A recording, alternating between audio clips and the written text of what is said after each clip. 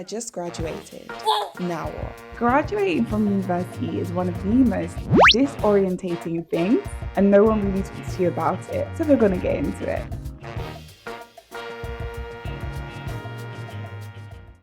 If you're new to this channel, welcome. My name is Candace Bethany, and today I want to talk about the realities of post-graduation life. It's a wilderness, it's a space which no one talks about, and you kind of just figure it out as you go. So just for context, I am originally from North London, and for undergraduate I went to University of Oxford. Afterwards I took a year out, and then I applied for my master's at Harvard University in media, medicine and health, where I recently graduated.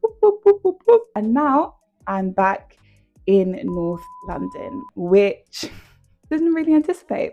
I'm going to be honest with you, it's been mixed feelings. I genuinely thought after going to America that I was going to be there for years. I just felt like there was a calling there. But after 6 months deep, I had a feeling that the UK was calling me back. So the mixed emotions is really miss the community that I built whilst at Harvard. And then yes, going back home, it's back to basics. But the highlights is it's been so good spending this time with my family. And this is just as a caveat to say that in the 1990s, 25% of first-time home buyers were under the age of 25. Now on a whole 2026, the average age of buying your first home is 34. So there's a lot of us who are kind of in this pool of figuring it out. And if you are, welcome to the club, I get it, but we will get there. And following from that, I want to debunk 5 common myths that people have after graduating from university. Myth number 1 is that after university, you go straight into a job. I'm just going to be honest, that does not necessarily happen. After I graduated, I decided to spend time, number 1, being a barista. Wasn't very good at it, unfortunately.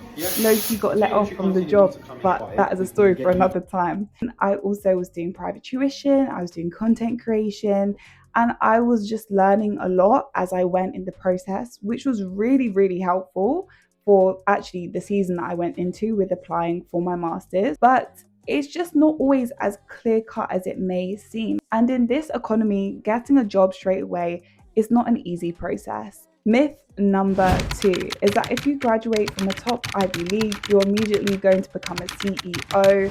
I'm telling you now, that just doesn't automatically happen. Going to a top university is wonderful. You learn a lot of skills and life lessons. You have a lot of great opportunities given to you, I will be honest. But it doesn't necessarily mean that you're going to become the next CEO. I think about people like Richard Branson, Mark Zuckerberg. They may not have had the typical college/university experience, but now they are the CEOs. Go to top university. What it does give you is often grit and determination, because you're like, if I'm doing this very hard workload here and I'm kind of making it with the big dogs, then we can do it.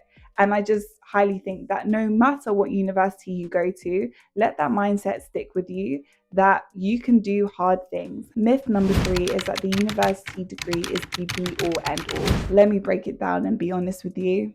It's really not. But the realities are that your degree is important, but also what you're doing around your degree, what you're getting invested to, is so important. Whilst I was at Oxford, I got involved in multiple different societies. I was involved in radio, I was involved in Chosen, which was a Bible study. I was also involved in learning Portuguese, Ya falo português. And actually those little things accumulate to big differences in making you stand out in your next chapter. Debunking myth number 4, which is that after university, there is no time to rest. And that is a lie. After university, you need to breathe. If rest was an important principle, God would have not even given it to us. Debunking myth number 5 is that you have to have it all figured out. That is not true. You do not have to have it all figured out. It's okay. It's okay to not know. And I want to say on top of that, you may not have it all figured out, but the Lord does. One verse which I love to hold on to is Psalms 25, where it says, "Show me your ways, O Lord. Teach me your paths. Guide me in your truth and teach me. For you are God, my Savior, and my hope is in you all day long." I really believe that the Lord is intentional, and although I might not have the plan figured out right now, God does.